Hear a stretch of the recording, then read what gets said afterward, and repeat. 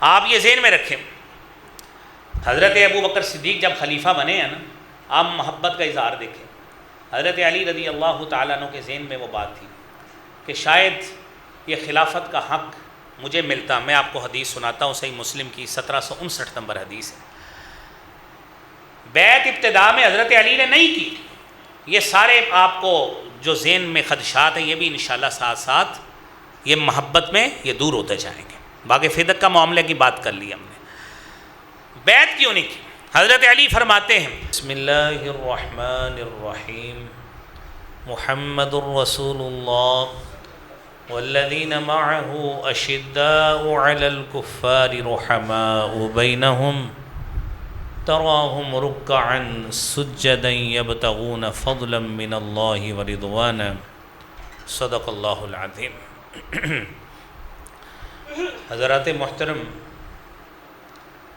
قرآن کریم میں سورہ فتح کی اس آیت کریمہ میں اللہ احکم الحاکمین نے حبیب کبریا جناب محمد الرسول اللہ صلی اللہ علیہ وآلہ وسلم کے حوالے سے آپ کے رفقاء، آپ کے حواری، آپ کے دوست، آپ کے صحابہ کرام اور اہل بیت عظام اطہار کے حوالے سے تذکرہ فرمایا ہے، اور وہ تذکرہ یہ ہے کہ محمد صلی اللہ علیہ وآلہ وسلم اللہ کے رسول ہیں، والذین معه، اور وہ لوگ جو آپ کے ساتھ ہیں، جو آپ کے ساتھی ہیں، آپ کے دوست ہیں، آپ کے رفیق ہیں، آپ کے اہل بیت اطہار ہیں، ان کی خاصیت یہ ہے اشداء علی الکفار، کہ وہ کافروں پہ سختی کرنے والے ہیں۔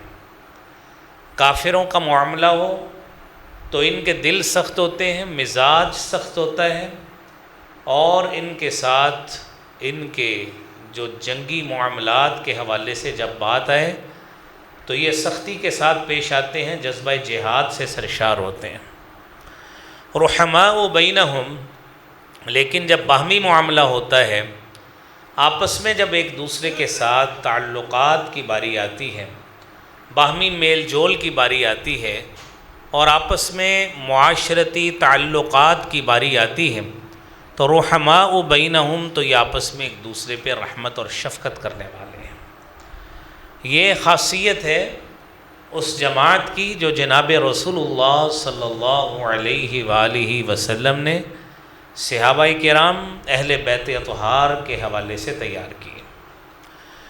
اب عزیزو بھائیو، ان کی خاصیت مزید بھی بیان کی، فرمایا تراہم رکعا سجدا، آپ ان کو دیکھیں گے کہ یہ رکوع کر رہے ہیں، سجدہ کر رہے ہیں، عبادت میں مشغول ہیں، یبتغون فضلا من اللہ ورضوانا، اللہ کا فضل اور اس کی رضا کو تلاش کرنے میں، اللہ کو راضی کرنے میں مصروف رہتے ہیں۔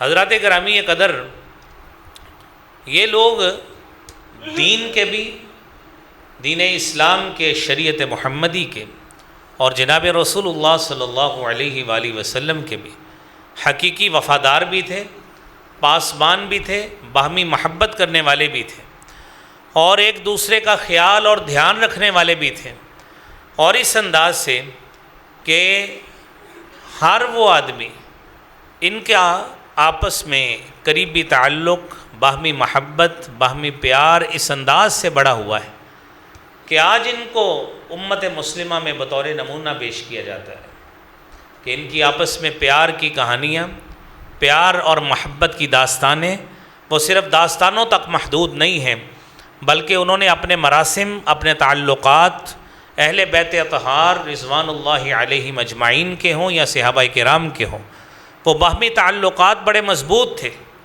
اور عزیزان گرامی، یہ بات یہاں پہ ذہن میں رکھنی ہے کہ اہل بیت اطہار یعنی رسول اللہ صلی اللہ علیہ وآلہ وسلم کا پورا خاندان، وہ آپ کی بیویاں ہوں، وہ آپ کی دیگر اولاد ہو، آگے جو اولاد و احفاد کا سلسلہ ہوتا ہے، صحابہ کرام رضوان اللہ علیہم اجمعین نے ان اہل بیت اطہار کا کمال درجے کے ساتھ ان کا دھیان بھی رکھا ہے، ان کے حقوق کی نگہبانی بھی کی ہے، حقوق کی ادائیگی بھی کی ہے، اور ہر لحاظ سے جو معاشرتی اقدار ہو سکتی تھیں سب سے بڑھ کر کمال کا حق ادا کیا ہے اہل بیت اطہار کا، تو ان صحابہ کرام رضوان اللہ علیہم اجمعین نے کیا ہے۔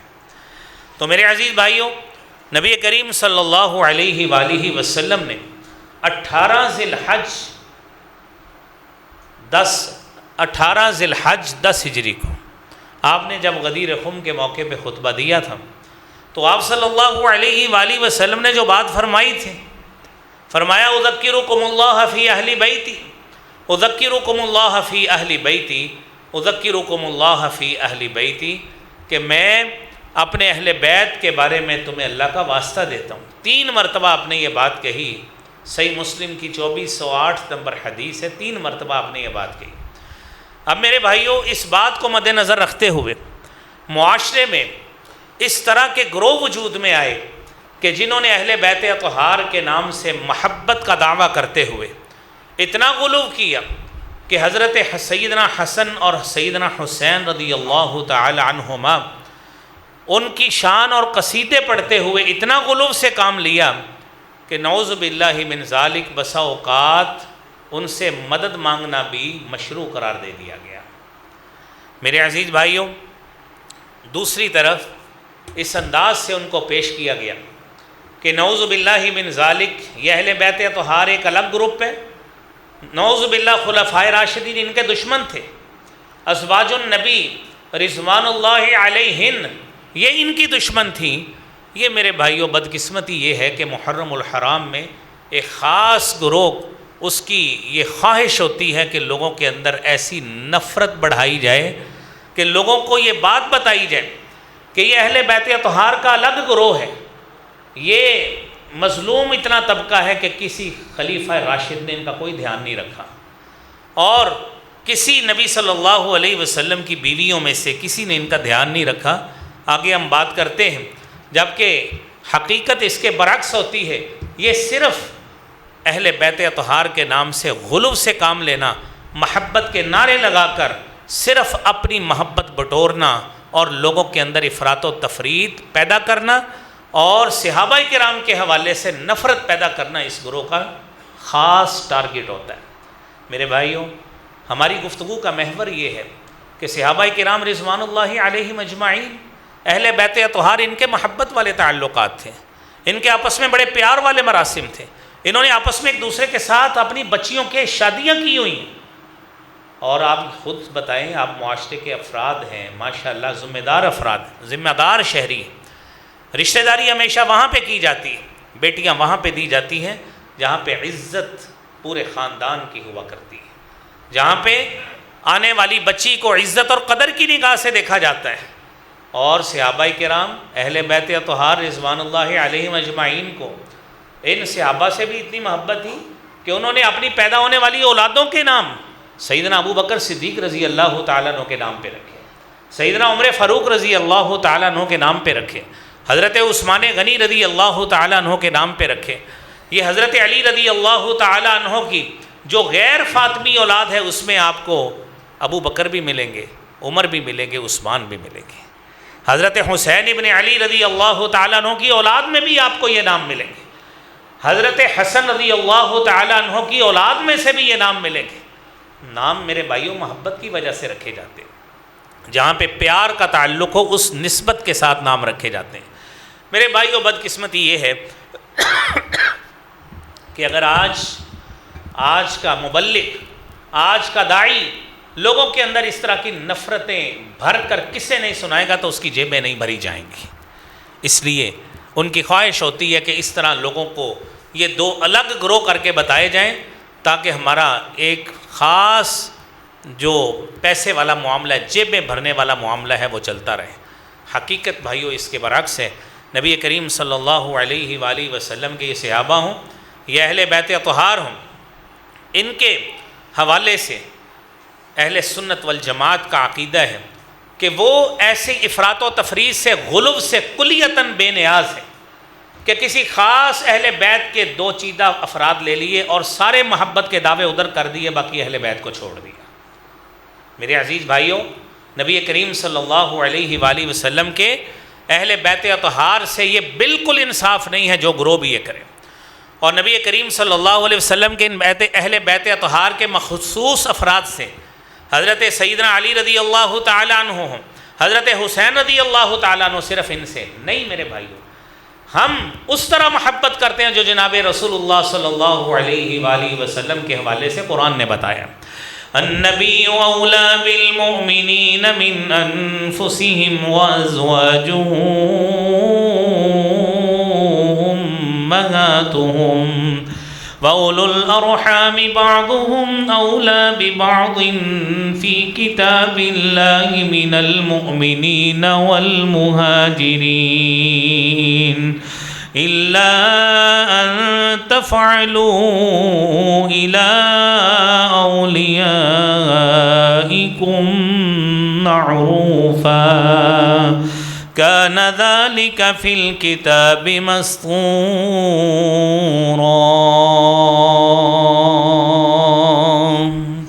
نبی کریم صلی اللہ علیہ وآلہ وسلم مومنوں سے ان کی جانوں سے بھی زیادہ حق رکھتے ہیں، قربت کا حق ہے۔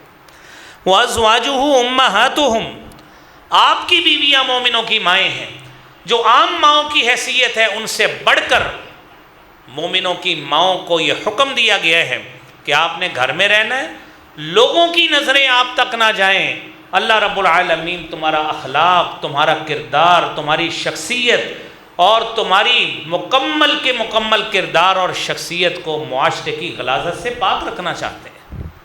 یہ اہل بیت ہے میرے بھائیوں۔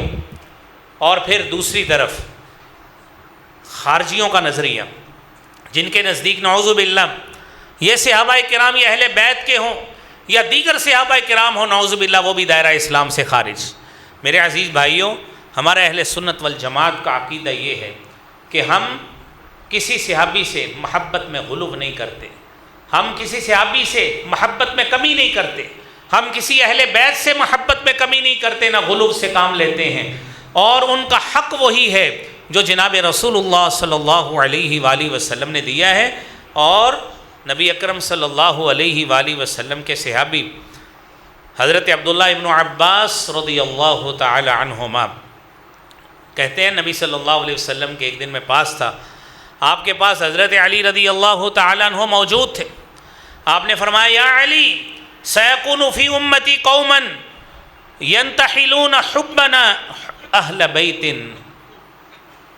اے علی میری امت میں عن قریب ایسے لوگ آئیں گے، ینتحلون حبنا اہل البیت، جو کیا کریں گے؟ اہل بیت سے محبت کا جھوٹا دعویٰ کریں گے۔ لہم نبذ یسمون الرافضہ فقتلوہم فإنہم مشرکون۔ السنہ ابن عاصم کی کتاب ہے، دوسری جلد ہے، 476 نمبر صفحہ ہے۔ آپ صلی اللہ علیہ وآلہ وسلم نے فرمایا، یہ ان کا اہل بیت سے محبت کا دعویٰ کرنا جھوٹ پہ مبنی ہوگا، دل سے یہ دعویٰ نہیں کریں گے، ان کے لیے ہلاکت ہے۔ ان لوگوں کو رافضہ کہا جاتا ہے۔ تم ان سے قتال کرنا، ان سے جہاد کرنا، ان سے لڑائی کرنا، کیونکہ یہ مشرک ہوں گے، یہ مومن نہیں ہوں گے، یہ مشرک ہوں گے جو اہل بیت کے نام سے محبت کا ڈھونگ رچائیں گے۔ اور میرے عزیز بھائیوں، السنہ ابن عاصم میں وہیں پہ وہ حدیث موجود جہاں پہ حضرت علی رضی اللہ تعالی عنہ خود فرماتے ہیں، یہلک فی رجلان مفرط فی حبی و مفرط فی بغضی، کہ میری محبت کی وجہ سے، میری وجہ سے دو قسم کے لوگ جو ہیں وہ جہنم میں جائیں گے، ہلاک ہونے والے ہیں۔ دو لوگ ہلاک ہونے والے، مفرط فی حبی، ایک وہ جو میرے ساتھ محبت کا اتنا دعویٰ کر بیٹھتا ہے، اتنی محبت دکھاتا ہے کہ مجھے الوہی صفات میں اللہ کے ساتھ ملا چھوڑتا ہے، یہ محبت میں غلو کرنے والا شخص ہے۔ میرے بھائیوں، حضرت علی رضی اللہ تعالیٰ عنہ فرماتے ہیں، یہ میری محبت میں غلو کرنے والا آدمی ہے، یہ بھی ہلاک ہونے والا ہے۔ اور نبی کریم صلی اللہ علیہ وسلم کے یہ جانثار صحابی فرماتے ہیں، دوسرا وہ شخص وَمُفْرِطٌ فِي بُغْضِي، اور وہ شخص جو میرے بغض میں افراط و تفرید کرنے والا ہے اور میرے بغض میں اتنا آگے نکل گیا ہے کہ میرے ساتھ نفرت اور بغض کا ہی اظہار کرتا ہے، میرا دھیان نہیں کرتا، وہ بھی ہلاک اور تباہ ہونے والا ہے۔ اور میرے عزیز بھائیوں، امام طحاوی رحمۃ اللہ علیہ شرح عقیدہ طحاویہ جو ہے وہ ہمارے ہاں مدارس میں تمام کے تمام بالاتفاق سارے اہل سنت کے مدارس کے سارے مسالک میں عقیدہ طحاویہ پڑھایا جاتا ہے۔ امام طحاوی کے عقیدے کی کتاب پڑھائی جاتی ہے، اور اس میں اہل سنت والجماعت کا جو عقیدہ ہے وہ آپ سن لیجئے کہ ہمارا صحابہ کرام رضوان اللہ علیہم اجمعین اور اہل بیت اطہار کے حوالے سے کیسا عقیدہ ہے۔ وَنُحِبُّ أَصْحَابَ رَسُولِ اللَّهِ صلی اللہ علیہ وآلہ وسلم وَلَا نُفَرِّطُ فِي أَحَدٍ مِّنْهُمْ، ہم نبی صلی اللہ علیہ وسلم کے صحابہ اور اہل بیت سے محبت کرتے ہیں اور اس میں کسی میں غلو نہیں کرتے، ایکسٹریمزم کا شکار نہیں ہوتے۔ وَلَا نَتَبَرَّأُ مِنْ أَحَدٍ مِّنْهُمْ، اور ہم کسی پر تبرہ بازی نعوذ باللہ نہیں کرتے۔ آج ہی آپ کو محرم کے مہینے میں خاص لوگ نظر آئیں گے جو اہل بیت کے نام سے محبت کے دعوے کرتے ہوئے صحابہ کرام پہ نعوذ باللہ تبرہ بازی کرتے ہیں اور ان کو گالیاں نکالتے ہیں اور ان کے نقائص عوام کے سامنے رکھتے ہیں۔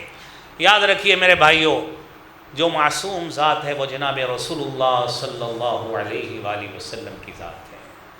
یہ میرا اور آپ کا عقیدہ ہے۔ معصوم عن الخطا ذات صرف محمد مصطفیٰ صلی اللہ علیہ وآلہ وسلم کی۔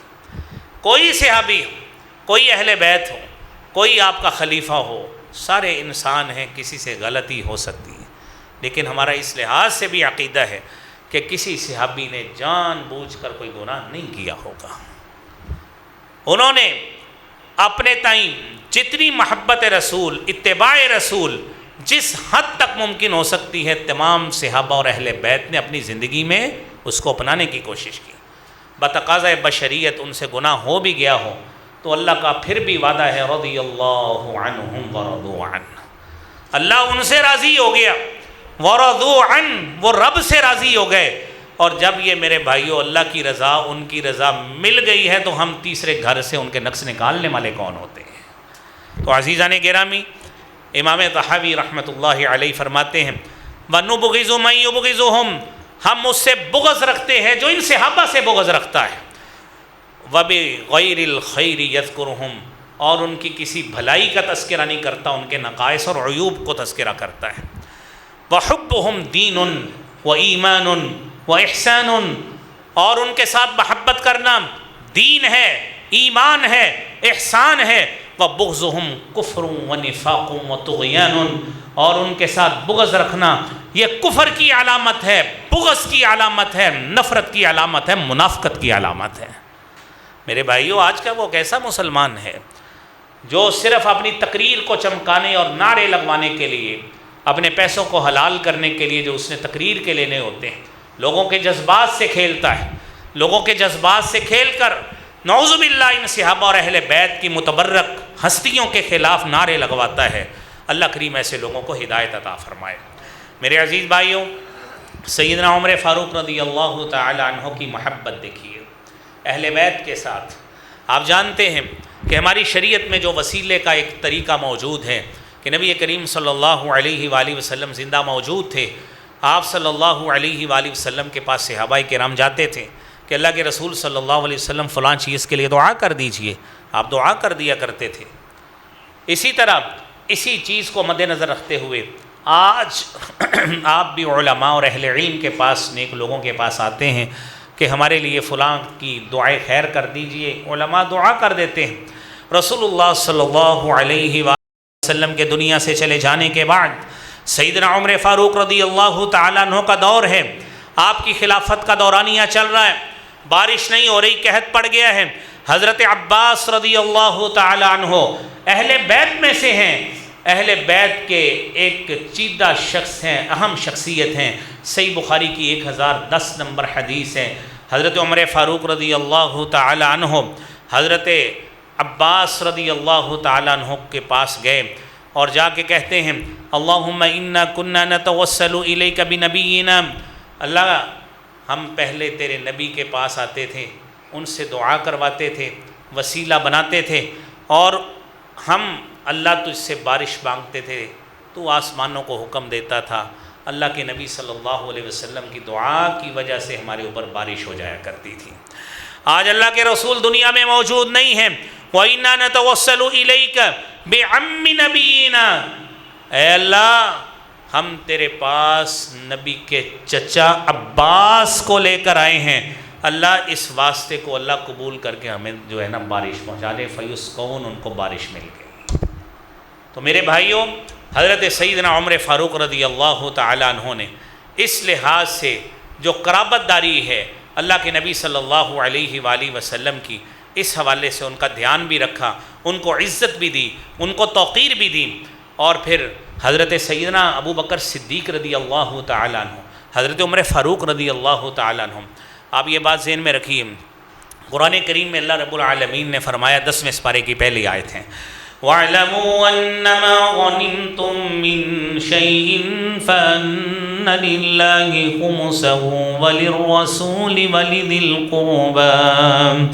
وَلِذِي الْقُرْبَى وَالْيَتَامَى وَالْمَسَاكِينِ وَابْنِ السَّبِيلِ إِن كُنتُمْ آمَنتُم بِاللَّهِ۔ اللہ کے نبی صلی اللہ علیہ وآلہ وسلم کے لیے آپ کے جو نبوت کے خصائص ہیں، امتیازی اوصاف ہیں نا نبی صلی اللہ علیہ وآلہ وسلم کے، اس میں ایک بڑی اہم صفت رسالت محمدی صلی اللہ علیہ وآلہ وسلم کی خاصیت ہے کہ مال غنیمت آپ کی شریعت سے پہلے حلال نہیں تھا۔ رسول اللہ صلی اللہ علیہ وآلہ وسلم کی اس شریعت میں، رسالت کے دور میں، امت محمدیہ کے لیے صلی اللہ علیہ وآلہ وسلم کے لیے مال غنیمت کو حلال کیا گیا۔ 2 ہجری میں جب جنگ بدر ہوئی، مال غنیمت کو حلال کر دیا گیا، اور اس میں باقاعدہ رولز، قوانین بنائے گئے کہ اس کا خمس جناب رسول اللہ صلی اللہ علیہ وآلہ وسلم کے لیے، آپ کے خاندان کے لیے، ان کی ضروریات کو پورا کرنے کے لیے، اور خور و نوش کی جو ضروریات ہیں اس کو پورا کرنے کے لیے یہ خمس کا مال خاندان نبوی اہل بیت کے لیے مختص ہو گیا ہے۔ رسول اللہ صلی اللہ علیہ وآلہ وسلم دنیا سے چلے گئے۔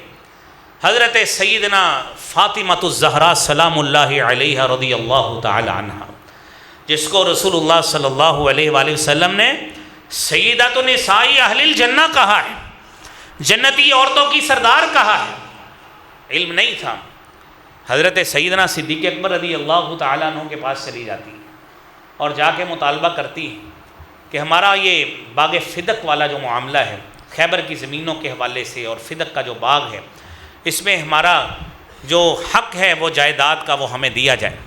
حضرت ابو بکر صدیق رضی اللہ تعالیٰ عنہ فرماتے ہیں کہ آپ کو وہ بات یاد نہیں ہے، اِنَّ مَعْشَرَ الْأَنْبِيَاءِ، کہ جناب رسول اللہ صلی اللہ علیہ وآلہ وسلم نے فرمایا ہے، اِنَّ مَعْشَرَ الْأَنْبِيَاءِ، ہم انبیاء کی جو جماعت ہیں، لا نرث ولا نورث، ہم نہ وارث بنتے ہیں نہ ہماری جائیداد وراثت ہوتی ہے، جو باقی رہ جاتا ہے فہو صدقہ، اس کو صدقہ کر دیا جاتا ہے، یہ ملکیت کسی کی نہیں ہوتی۔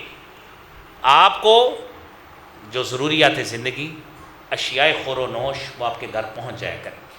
سیدہ فاطمہ رضی اللہ تعالیٰ عنہ کو علم نہیں تھا، حضرت ابو بکر صدیق کے باور کرانے پہ علم ہو گیا، دوبارہ انہوں نے پوری زندگی مطالبہ نہیں کیا، 6 مہینے نبی صلی اللہ علیہ وسلم کے بعد زندہ رہی۔ حضرت عمر فاروق رضی اللہ تعالی عنہ، ان کا بھی دور آیا۔ اب یہ بات ذہن میں رکھیے، نبی کریم صلی اللہ علیہ وآلہ وسلم کی جو حدیث طیبہ ہے، صحیح بخاری کی 3711 نمبر، لا نورث ما ترکنا فہو صدقہ، جو ہم چھوڑیں وہ صدقہ ہے۔ انما یاکل آل محمد من هذه المال، آل محمد کے اخراجات، آل رسول صلی اللہ علیہ وآلہ وسلم کے اخراجات اسی مال سے پورے کیے جائیں گے۔ لیس لہم ان یزیدوا علی المأکل، کھانے پینے کے مال کے علاوہ اس میں سے کوئی اضافی مال آل رسول کو نہیں ملے گا، صحیح بخاری کی حدیث۔ ٹھیک ہے، بات سمجھ آ گئی ہوگی، مجھے امید ہے انشاءاللہ کہ آپ کو خور و نوش کی چیزیں، کھانے پینے کا جو غلہ سامان ہے وہ آپ کو پہنچ جایا کرے گا۔ اچھا، یہ صحیح بخاری کی 3711 نمبر حدیث ہے۔ پھر کیا ہوا؟ حضرت ابو بکر صدیق رضی اللہ تعالیٰ عنہ نے یہ فیصلہ کرنے کے بعد آپ نے فرمایا، والذی نفسی بیدہ، قسم ہے اس ذات کی جس کے قبضہ قدرت میں مجھ ابو بکر صدیق کی جان ہے، لقرابۃ رسول اللہ صلی اللہ علیہ وآلہ وسلم احب الی ان اصل من قرابتی، اللہ کے پیارے محبوب صلی اللہ علیہ وآلہ وسلم کی قرابت داری یہ زیادہ حق رکھتی ہے کہ اس کو ملایا جائے، میری قرابت داری بعد میں ہے، میں پیارے محبوب صلی اللہ علیہ وسلم کی رشتہ داری کا پہلے پاس رکھوں گا، بتا دیا۔ اور یہی عمل حضرت صدیق اکبر رضی اللہ تعالیٰ عنہ نے اپنی جو 2 سالہ زندگی ہے خلافت کی اس میں جاری رکھا۔ تقریباً 10 سال سے اوپر کچھ حضرت سیدنا عمر فاروق رضی اللہ تعالیٰ عنہ کا دور رہا ہے۔ آپ یہ ذہن میں رکھیں، حضرت ابو بکر صدیق جب خلیفہ بنے ہیں نا، آپ محبت کا اظہار دیکھیں۔ حضرت علی رضی اللہ تعالیٰ عنہ کے ذہن میں وہ بات تھی کہ شاید یہ خلافت کا حق مجھے ملتا۔ میں آپ کو حدیث سناتا ہوں، صحیح مسلم کی 1759 نمبر حدیث ہے۔ بیعت ابتدا میں حضرت علی نے نہیں کی، یہ سارے آپ کو جو ذہن میں خدشات ہیں یہ بھی انشاءاللہ ساتھ ساتھ یہ محبت میں یہ دور ہوتے جائیں گے۔ باقی فدق کا معاملے کی بات کر لی ہم نے، بیعت کیوں نہیں کی؟ حضرت علی فرماتے ہیں وَأَنَّهُ لَمْ يَحْمِلْهُ عَلَى الَّذِي صَنَعَ نَفَاسَةً عَلَى أَبِي بَكْرٍ۔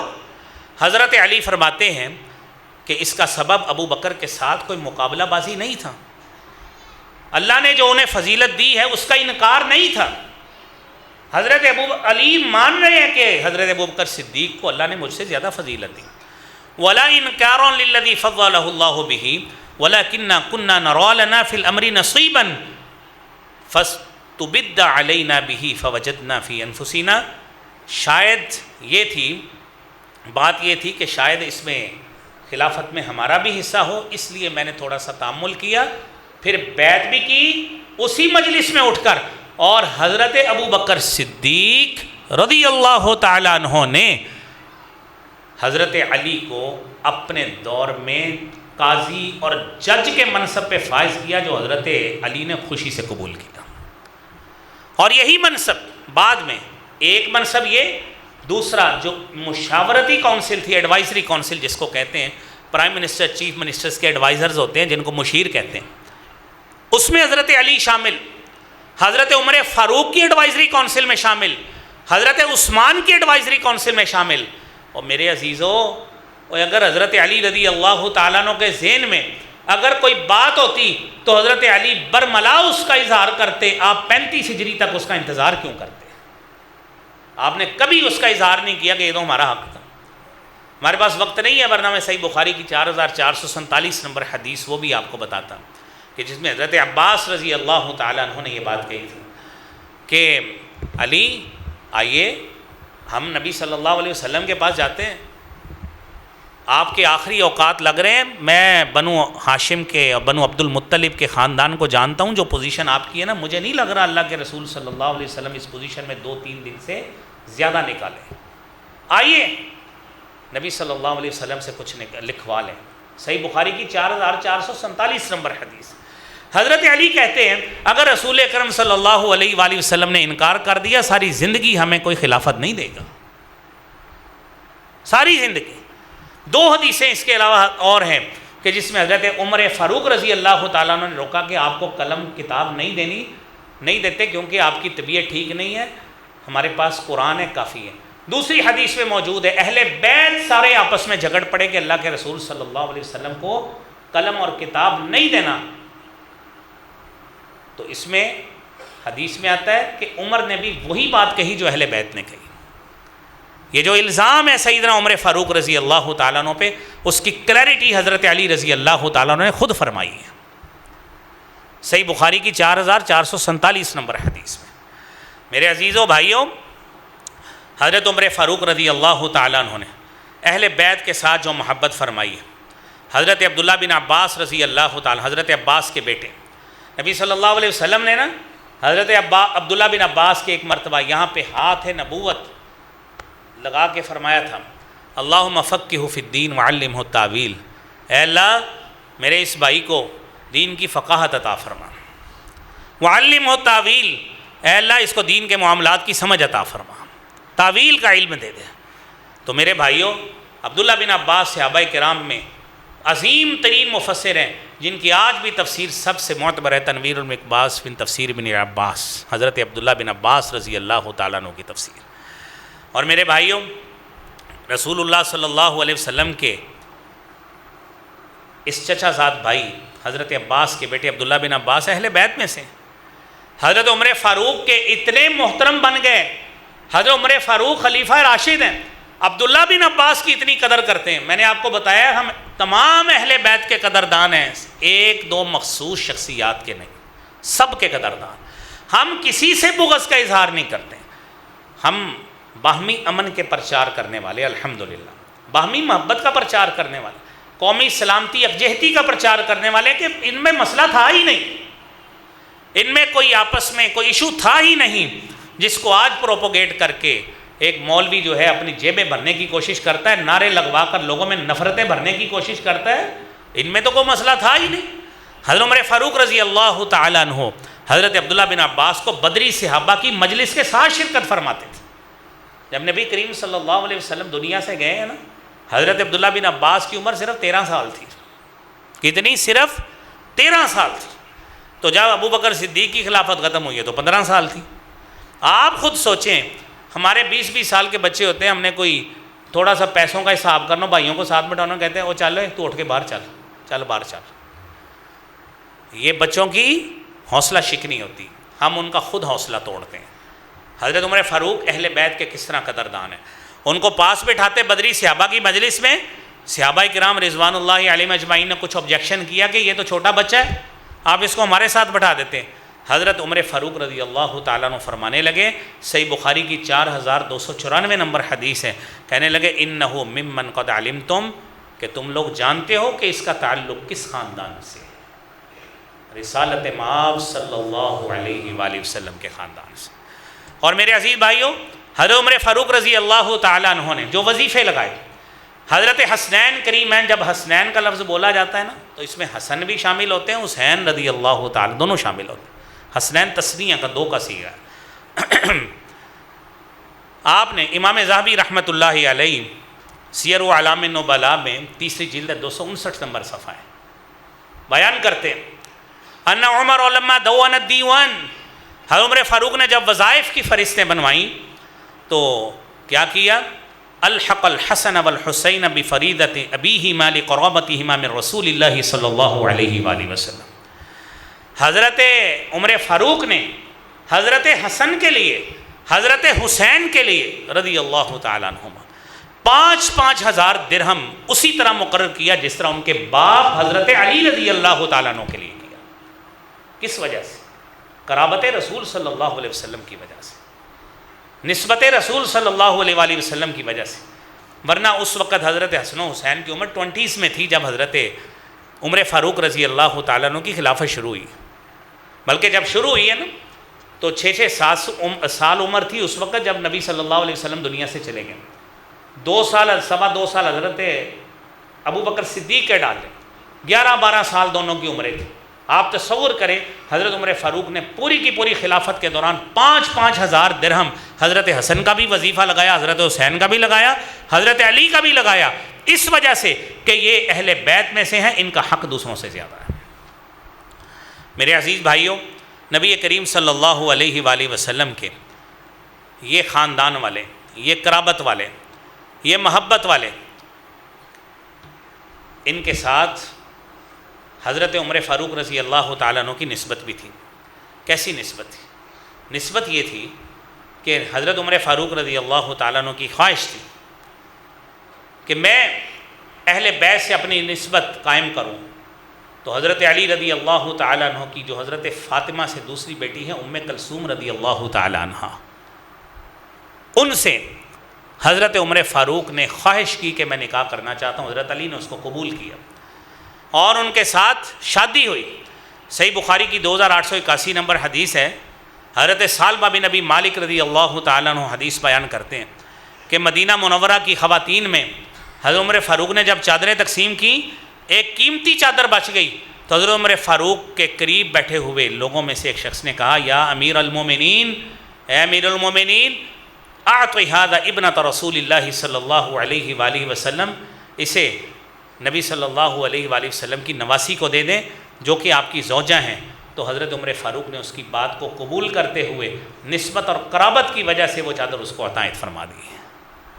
میرے عزیز بھائیوں, نبی کریم صلی اللہ علیہ وآلہ وسلم کے یہ نواسے حضرت حسن و حسین حضرت عمر فاروق کے کس طرح گھر آتے تھے؟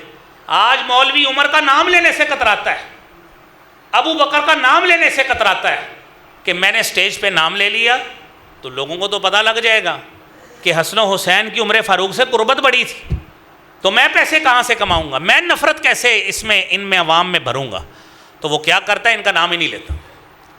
جبکہ حقیقت یہ مصنف ابن ابی شیبہ کی